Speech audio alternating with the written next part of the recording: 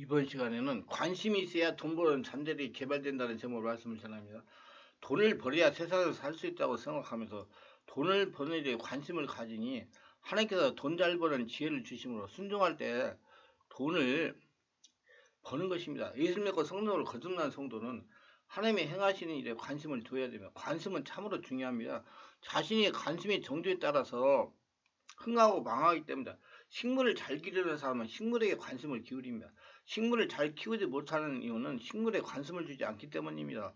어디에 관심을 가지느냐에 따라서 삶이 결정입니다. 관심이란 어떤 것에 마음을 끌려 주의를 기울임으로 또는 그런 마음이나 주의를 말합니다. 다른 표현으로 주의력이나 흥미가 특정한 삶을 향하고 있을 때 심정, 태도나 감정이라고 합니다.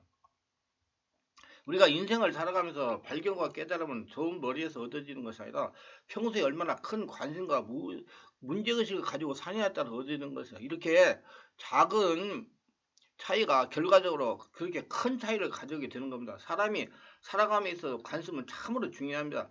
내 관심을 어디에 둘 것인가가 중요합니다.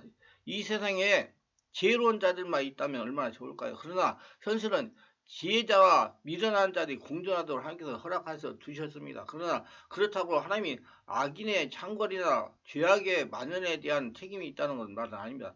의인이 많아지면 백성이 즐거워할 겁니다. 그러나 안타깝게도 악인이 권세를 잡고 있어서 백성이 탄식하는 경우가 훨씬 더 많습니다.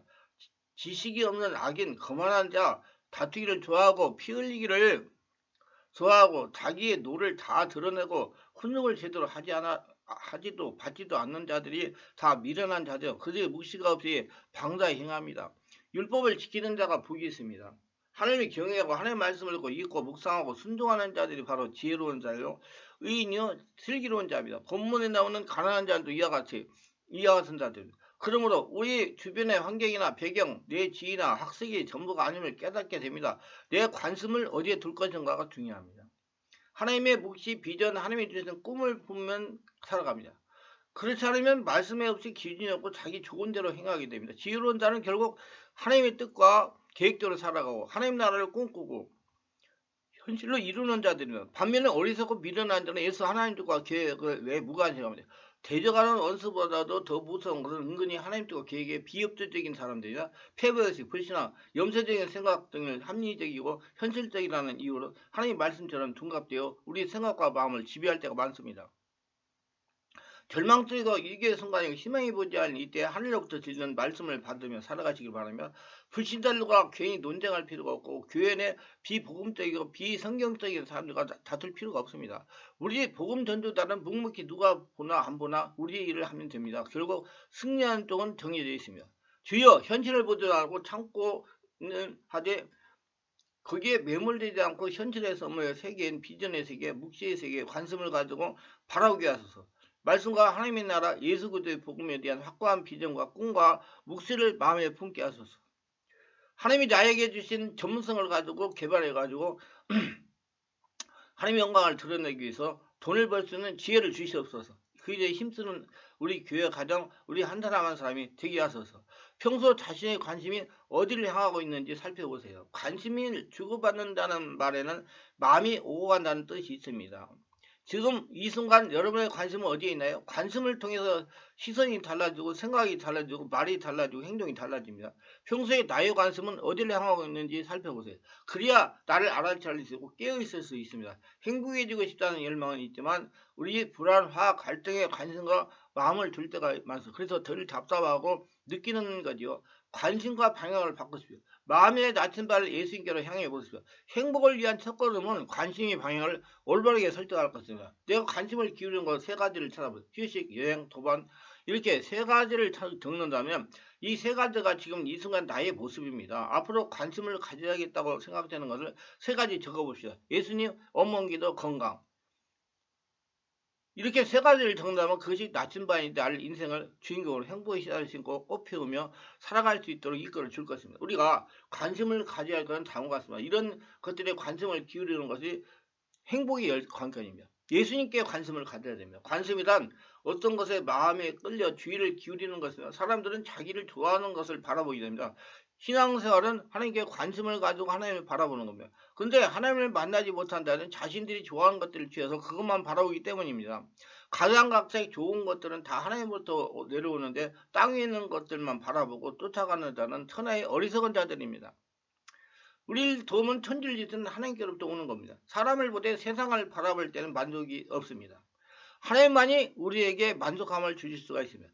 하나님을 바라보는 것이 올바른 신앙생활의 기본입니다. 세상을 재미로 살아가는 사람들은 모든 일에 금방 흥미를 잃어버리게 중도에 포기하게 됩니다. 근데 어떤 일을 하더라도 그 일에 심취하게 되면 재미를 뛰며 넘어 참된 기쁨과 즐거움을 느끼게 됩니다. 명작은 열정의 산물입니다. 대충 흉내만 내는 사람은 짝퉁도 만들어내지 못합니다. 신앙생활도 열심히 주를 섬기는 자들은 세상에 줄 수 없는 참된 평화와 기쁨이 있고 명품 인생을 살아갑니다. 내 마음을 다하고 목숨을 다하고 뜰 다해 주도의 하나님을 사랑하라. 예수님께서 친히 말씀합니다. 세상에서 돈 버는 일에는 혈안이 되어 있고 성공을 위해서 자존심까지 버리고 살아가지만 하나님께는 관심이 없습니다. 옛말에 잔치집에 가면 음식을 따라다니지 말고 어른을 따라다니는 말이 있습니다. 음식은 금방 떨어지지만 어른은 따라다니면 맛있는 음식이 끊이지 않고 계속 나오기 때문이다. 어른 중에 최고 어른은 우리 하나님 아버지입니다. 만왕의 왕 하나님께 관심을 가지고 그분과 함께 동행한다면 내게 부족함이 없다는 다윗의 고백이 우리 고백이 될 겁니다. 하나님만 계시면 다 이루어집니다. 예수 믿는다고 하는 사람들이 대표적인 특징이 무엇인지 아십니까? 예수님께 관심이 없다는 겁니다. 예수는 믿는다 그에게는 관심이 없습니다. 자신들의 관심은 오로지 자기 자신들입니다. 예수를 믿는데 관심은 나에게로입니다. 이것이 예수 믿는 자들의 특징입니다. 아주 큰 문제예요. 이 더 큰 문제는 무엇인 줄 아십니까? 예수님께 관심을 두지 못하게 만든다는 것입니다. 오늘날 수많은 설교의 관심거리는 모두 인간에게 향해 있습니다. 행복, 희망, 비전, 위로, 치유, 가정 등등. 그래서 교회에서 금기시되는 것이 예수 이야기입니다. 예수 이야기를 하면 귀를 막습니다. 여러분 스스로 생각해 보세요. 여러분들에게 과연 예수께 관심이 있는 예수 믿는 사람입니까? 아니면 나에게 관심 있는 사람입니까? 가정에 관심을 가져야 됩니다. 우리 가정에 특별한 관심을 가져야 돼요. 우리는 금쪽같은 신앙을 돌보고 자녀에게 전달하는 장소로서 가정은 무엇으로 대체 불가능한 성스러운 곳입니다. 가정이야말로 육적인 생명만이 아닌 영원한 생명이 탄생하고 양육되어 전달되는 신비로운 장소이기 때문이다. 교회 역사를 볼 때 가정은 기도하는 곳, 전례가 이루어지는 곳이었습니다. 초대 교회로부터 가정을 중심으로 신자들이 모임을 가졌고 또한 가정의 중요성을 힘없이 강조해서 그는 가정의 신앙 돌봄과 전술을 위한 최적화된 장소이기 때문에 한국 교회도 다르지 않았습니다. 특히 박해를 피해 교회촌을 이루며 살던 시절 가정은 신자들의 모임의 장소였으며 신앙 전수의 장로로서 중요한 역할을 했습니다. 이런 측면에서 가정은 단순히 장소의 의미를 넘어 교회적 차원의 의미를 지니고 있다고 말할 수가 있습니다. 가정은 작은 교회에서 신앙의 전수가 이루어지고 성교의 출발점이 되는 것이나 가정 없이 교회는 존재할 수가 없습니다. 교회는 가정은 교회로 서로 필요합니다. 한 생명의 탄생에 인격적 주제를 성장하며 새 생명을 탄생하기까지 전 과정을 놀랍고 신비롭습니다. 인간 스스로 해내거나 인위적으로 만들어낼 수 없는 오직 하나님께서 인간을 하시는 일이라고 밖에 설명할 수가 없습니다. 가정은 나라는 인간이 태어나 삶을 시작하고 성장하고 나약한 생명을 돌보고 양육시켜 자라나게 하는 것, 그 생명이 떠나 새로운 생명을 위해 새로운 가정을 만들려고 한 것입니다.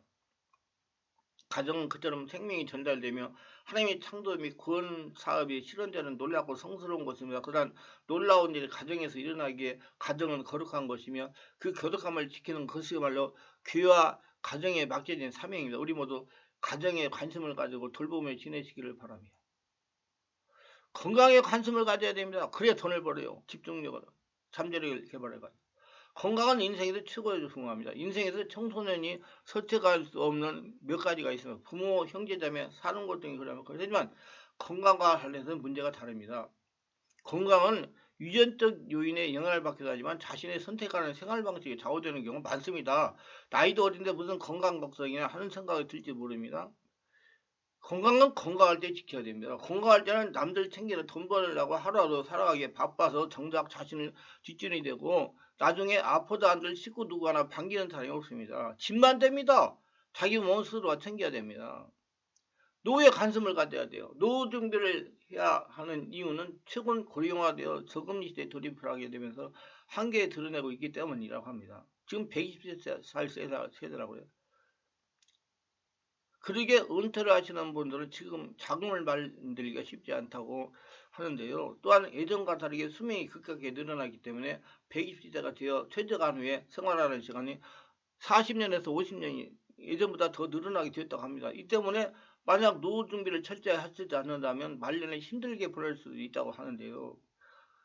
만약 제가 80세에 살았다고 가정할 경우 60대 은퇴에 200만 원을 생활하게 된다면 4억 8천만 원의 노후 준비를 하면 되지만 100세까지 살았다고 하면 가정하면 그 자금의 2배 금액이 늘어나게 돼요. 그만큼 많은 돈이 들어간다고 할 수 있으며 그만큼 현금 흐름을 잘 파악해야 하며 노후 준비를 철저하게 세워야 돼요. 그래서 전문성을 개발해가지고 늦도록 일을 해야 됩니다. 저는 지금 일을 할 게 너무 많아요. 말과 행동에 관심을 가져야 됩니다. 우리가 관심을 가져야 할 것은 말과 행동입니다. 생각이든 말이든 행동이든 그런 것들의 가치 판단의 기준이 됩니다. 좋은 생각도 나쁜 말도 좋지도 나쁘지도 않는 행동이 있다면 것입니다. 그러나 아무리 좋은 생각이라도 말과 행동이 그에 일치하지 않으면 무의미하며 흔히 그것을 잘못된 것을 합니다. 말이나 생각도 이와 다르지 않습니다. 우리는 끊임없이 이 세 가지의 바탕으로 인격을 평가합니다. 그 중에 생각과 말과 행동이 일치하는 자를 진리에 도달한 자라고 그럽니다. 우리 말과 행동이 일치되는 저와 여러분 되시기 바랍니다. 생각과 말과 행동.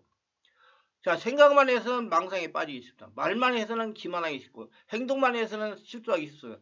생각과 말만 하는 사람은 입만 산 사람입니다. 말과 행동만 하는 사람은 시기 어린 젊은이입니다. 말과 행동과 생각하는 사람은 위대하나 잊기 십상입니다. 위대한 인물로 기억되는 사람은 결국 삼일체다 그랬어요. 생각과 말과 행동 중 가장 중요한 것은 무엇일까요? 이는 개인의 성향과 기질, 특성에 따라 다를 수 있습니다. 생각이란 내면의 자아를 세계를 밝히는 일입니다. 반면 행동은 실제 세계의 의미와 가치를 창출해내는 일입니다. 말은 두 세계에 있는 징검다리입니다. 인간은 생각으로서 나를 찾아가고 행동으로서 나의 의미를 가치를 세계에 부여하며 말로서 서로 다른 이들에게 소통하며 각자의 세계관을 공부합니다. 이 세 가지 원리 중 무엇 하나가 제일 중요하다고 하는 것은 곤란한 일입니다. 유기적 조화가 최선입니다. 말과 행동에 관심을 가지는 습관이 중요합니다. 이웃에 관심을 가져야 돼요. 이웃을 사랑한다는 것은 다른 사람들에게 세심하고 그들의 필요에 관심을 기울이고 그들의 실제적인 도움을 주는 걸 의미합니다. 이웃에 관심을 가져야 좋은 이웃이 되는 것입니다. 이웃의 사랑은 연대와 나눔의 의미합니다. 무엇보다도 먼저 이웃을 사랑한다는 것은 그들에게 마음을 열고 그들의 받아들인다는 것을 말합니다. 이웃을 사랑해야 자신도 이웃에게 사랑을 받습니다. 이웃 사촌입니다. 비록 남남끼리라도 서로 이웃하여 다정하게 지내면 사촌과 같이 가깝게 지내게 되는 것입니다. 이웃 사촌, 이웃과 가까이 지내시기를 바랍니다. 여기까지 했다면 구독, 좋아요, 알림 설정을 부탁합니다. 감사합니다.